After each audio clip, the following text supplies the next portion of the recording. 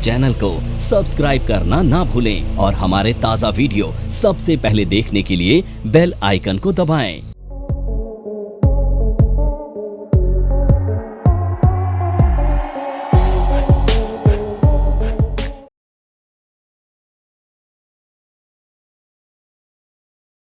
देखो ये एक मेजर पार्टिसिपेंट है सेकेंडरी मार्केट का, क्योंकि ये आपको ना एक्सचेंज तक लेके जा रहा है। अब सबसे पहले हम समझते हैं ब्रोकर कौन है। देखो अभी हमने पढ़ा था एक्सचेंज के बारे में, तो एक्सचेंज आपने देखा प्लेटफॉर्म है जहां पर सिक्योरिटी में कारोबार हो रहा है, यही देखा अभी तक आपने। अब यहाँ पर ना जैसे अभी सर ने बोला कि सर नए हैं मार्केट में, तो एज अ लेमैन अब आपको नहीं पता कि मार्केट में शेयर कैसे खरीदते हैं, तो आपका मन कर रहा है आज कि भाई मार्केट में मेरे को किसी ने बोला कि भाई ये शेयर खरीद लो, या मैंने खुद का एनालिसिस किया और मुझे लग रहा है इस शेयर का भाव जो है 10% चल जाएगा 2-4-6 दिन में, तो आपका मन किया आप शेयर ले लें। तो आप कैसे शेयर लेंगे सर? उसके लिए एक प्रोसेस फॉलो करना पड़ेगा, और यही प्रोसेस है कि आपको यहाँ तक जाने के लिए, यहाँ पे ट्रेडिंग करने के लिए ना आपको इस इंसान की ज़रूरत है, और इस इंसान का नाम है ब्रोकर। ठीक है, अब ये ब्रोकर क्यों ये राइट रखता है कि यही आपको यहाँ तक लेकर जाएगा? तो ऐसा सिस्टम बना हुआ है कि आपको यहाँ तक जाने के लिए, इस प्लेटफॉर्म को अवेल करने के लिए इस इंसान की ज़रूरत होगी। अब इस इंसान को ये किसने राइट दिया कि भाई आप ही इस रास्ता दिखाओगे सबको यहाँ का?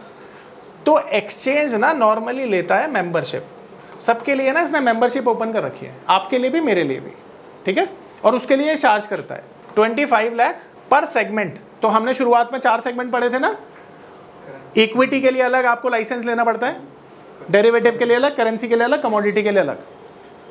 तो अब आपको मोटा मोटी हम मान लेते हैं बाय एंड लार्ज 1 करोड़ रुपए चारों सेगमेंट का हो गए, 1 करोड़ रुपए टोटल खर्चा है।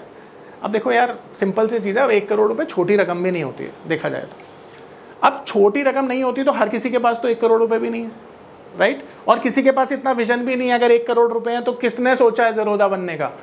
भाई नितिन कामत का ही तो ये अप्रोच थी कि भाई वो इंडिया का सबसे बड़ा वो बना देगा, अपना ब्रोकर हाउस बना देगा। अब मैं आपसे ना ऐसे एक मैं क्योंकि क्यूरियस रहता हूँ लोगों की सोच जानने में, तो आपसे एक सवाल पूछता हूँ, आपके पास अगर 1 करोड़ रुपया है तो इस 1 करोड़ रुपए से आप क्या करेंगे? आप डायरेक्ट इन्वेस्टिंग करेंगे या आप मेंबरशिप लेंगे एक्सचेंज की? क्या करेंगे आप? क्योंकि ये 1 करोड़ रुपया 1 करोड़ नहीं है, इसके लिए आपको टीम बैठानी पड़ेगी, ऑफिस बनाना पड़ेगा, सर्विस करना पड़ेगा, बहुत सारे और अदर खर्चे होंगे। मान लेते हैं 5 करोड़ में आपने काम शुरू कर दिया, तो कि 5 करोड़ रुपए आपके पास, तो क्या ये लेंगे या फिर बिजनेस है, क्योंकि ये तो फेलियर भी हो सकता है इसमें, या 5 करोड़ इन्वेस्ट करोगे? क्या करोगे?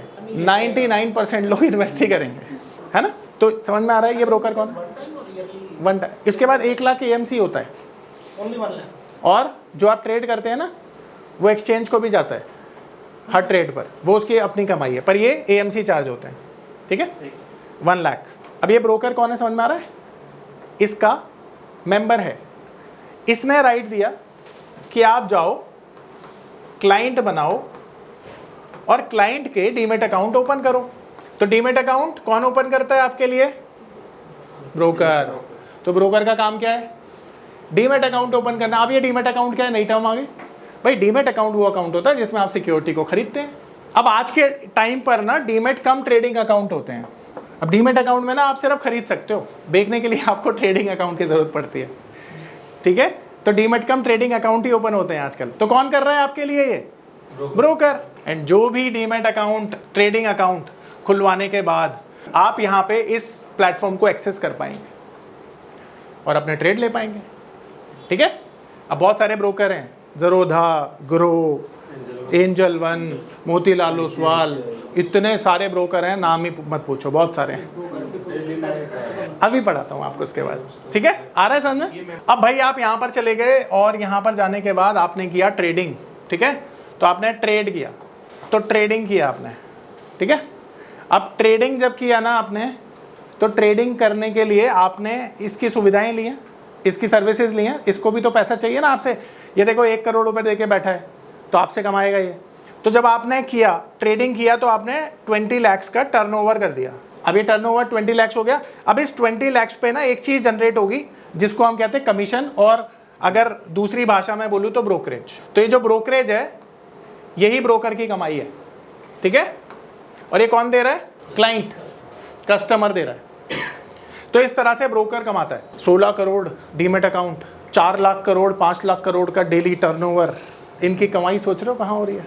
अब बात करते हैं आपकी, यानी एज अ क्लाइंट। देखिए भाई, मार्केट तो आप ही चला रहे हैं, आप हैं तो मार्केट है, नहीं तो आपके बिना मार्केट भी क्या मार्केट है। आप लोग क्रिकेट देखते हैं, आजकल वर्ल्ड कप चल रहा है, क्रिकेट में कितने प्लेयर होते हैं, मेरा सवाल? कितने प्लेयर? 11 टीम में 11 प्लेयर होते हैं। ज़्यादा टेक्निकल हो गया। क्रिकेट में कितने लोग खेलते हैं? 11 में से क्या रोल होता है उनका? बैट्समैन, बॉलिंग और विकेट कीपर। आप कैसे पहचानेंगे कि एक इंसान विकेट कीपर है? तो आप बोलेंगे सर उसने विकेट कीपर ग्लव्स पहने होंगे, विकेट के पीछे होगा, तो हम बोल देंगे विकेट कीपर है। बिल्कुल सही जवाब। आप कैसे पहचानेंगे कि कोई बॉलर है? तो आप बोलेंगे सर जो बॉलिंग करता है वो नजर आ गया, उसे हम बॉलर बोलेंगे। यानी इन दोनों चीज़ों में एक बात कॉमन है कि जो ये क्रिकेटर है ना, इनके एक्शन से हम डिफाइन कर रहे हैं ये कौन है। करेक्ट? तो आप कौन है ये कौन पता, कैसे पता चलेगा? ये भी तो आपके एक्शन ही बताएंगे। तो आप स्टॉक मार्केट में ना 4 तरह के एक्शंस लेते हैं और उसी तरह से आपका रोल भी डिफाइन हो जाता है। तो एज अ क्लाइंट हम 4 चीजें हो सकते हैं। पहला, ट्रेडर। तो अब ये ट्रेडर कौन है? ट्रेडर वो इन्वेस्टर का टाइप है या वो क्लाइंट का टाइप है जो शॉर्ट टर्म में काम करता है। अब जैसे सर आप बोल रहे थे ना, कल आपका सवाल था, तो शॉर्ट टर्म क्या होता है? तो नॉर्मली ना शॉर्ट टर्म को हम बोलते हैं 1 साल के कम समय को हम शॉर्ट टर्म ही बोलते हैं। बट यहां पर ना थोड़ा सा विरोधाभास है। 6 महीने के बियॉन्ड में हम मिड टर्म बोल देते हैं। तो यहां पे हम शॉर्ट टर्म को वेल डिफाइन करके चलेंगे। 1 महीने से कम का समय जो है वो शॉर्ट टर्म है। ठीक है? तो अगर कोई भी ट्रेडर 1 महीने से कम के समय में पोजीशन बनाता है तो नॉर्मली उसका ट्रेडिंग का माइंडसेट यही होता है, तो उसे हम कहते हैं ट्रेडर या शॉर्ट टर्म। अब दूसरा, आप कभी भी ट्रेड करोगे तो किसी के कहने पे ट्रेड करोगे क्या? अपनी एनालिसिस करोगे। तो आपकी एनालिसिस किस बेसिस पर होगी? अगर आप ट्रेडर हैं तो टेक्निकल एनालिसिस। अब ये टेक्निकल एनालिसिस होती है चार्ट को स्टडी करके शॉर्ट टर्म में मार्केट कहां जाएगी उसको प्रिडिक्ट करने की आर्ट, उसको हम बोलते हैं टेक्निकल एनालिसिस। तो अब आप किसी को भी ट्रेडर कब बोलेंगे? जब वो टेक्निकल एनालिसिस को फॉलो करेगा और शॉर्ट टर्म में काम करेगा। क्लियर हो गया? इसी तरह से दूसरा टाइप होता है जिसे हम बोलते हैं इन्वेस्टर। अब जो इन्वेस्टर होता है ना, ये लॉन्ग टर्म में काम करता है। लॉन्ग टर्म का मतलब पता है क्या होता है? 1 साल और उसके बियॉन्ड। और ये किसको फॉलो करता है? फंडामेंटल को। तो जो लॉन्ग टर्म में काम करता है, फंडामेंटल को फॉलो करता है, उसको हम बोलते हैं इन्वेस्टर। तीसरा टाइप होता है जिसे हम कहते हैं स्पेक्यूलेटर। तो स्पेक्यूलेशन का मतलब पता है क्या होता है? स्पेक्यूलेशन का मतलब सट्टा, तुक्के मारना। हाँ बिल्कुल सही। ठीक है? टू प्रिडिक्ट समथिंग, स्पेक्यूलेट करना। अब यहां पे इसका मतलब थोड़ा सा अलग है। चलो मुझे बताओ गैम्बलिंग क्या होता है? गैम्बलिंग को डिफाइन कैसे करोगे आप लोग? कसिनो तो टाइप हो गया ना मेरे भाई। सर शॉर्ट टर्म में ज्यादा पैसा कमाना वो भी एक तरीके की गैम्बलिंग ही है। ठीक है, टेकिंग ह्यूज रिस्क। बिल्कुल सर, वही हो गया। Very good. अपना नाम बताओ। सॉरी, हंसिका। अच्छा वंशिका। वंशिका बहुत सही आंसर है, बिल्कुल सही जवाब।